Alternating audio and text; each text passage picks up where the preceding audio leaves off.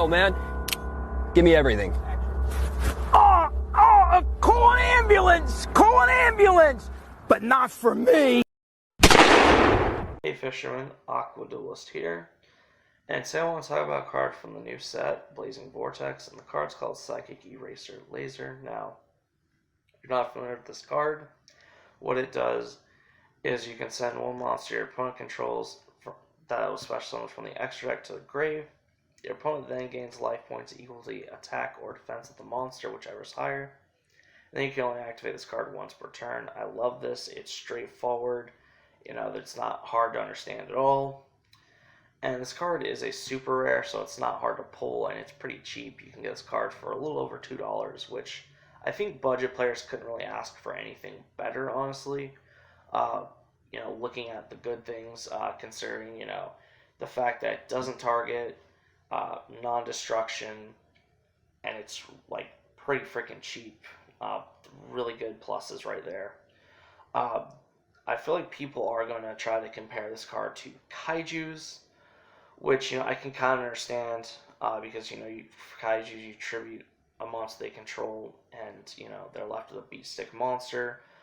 The thing is, though, this doesn't leave them with, a strong beat stick monster, so that's pretty freaking cool.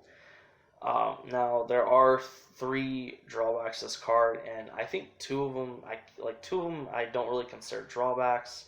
Another thing, too, is this isn't, like, the best format for it either, because we're in more of, like, a control-heavy format, so that kind of, sucks that this card, comes out in something like a format like this, but that makes it even better to pick up because it's, it's pretty cheap. I could see this card being $5, if when we get into more a combo-oriented, format. Like, I could see it getting to that price point. Now, back to what I was going to talk about, the drawbacks. There's only one drawback I feel that matters, and we'll really save that for last. Now, the first thing is the fact this card can only deal with monsters that are special summoned from the extra deck. Now, I don't really think that's too much of a drawback, because most monsters that you'd want to, most of the problematic stuff you'd want to get rid of, is extra deck monsters. Right now, one of the cards I can think of that's meta relevant is Winda. No one likes getting a Winda on them. And I also don't really like Construct. As a Bulwark player, it's like I just don't like those 2 cards. So it's really nice to have, a way to out those. But like I said, it just doesn't really matter that you can only deal with monsters that are special summoned from the extra deck, because that's really just the more problematic cards, or problematic monsters. Second thing is the fact that your opponent gains life points. Now, I don't think this one is really much of a drawback either, because life points in particular don't matter at all. They only matter when you get to around 2,000, I feel, around that kind of area. I don't know, it's just not as a strong resource, if that makes sense.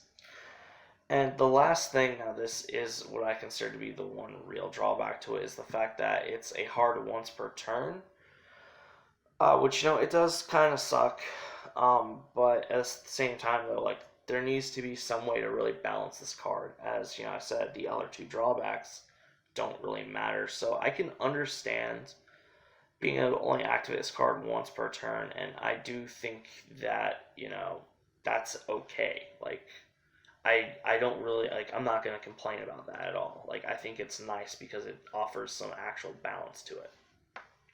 So, alright guys, so go ahead, comment what y'all think of this card. I would love to hear. It's, I do think it's worth having a playset of. And don't forget to harpoon that like button, harpoon that subscribe button for more awesome content. And I'll see y'all in the next video.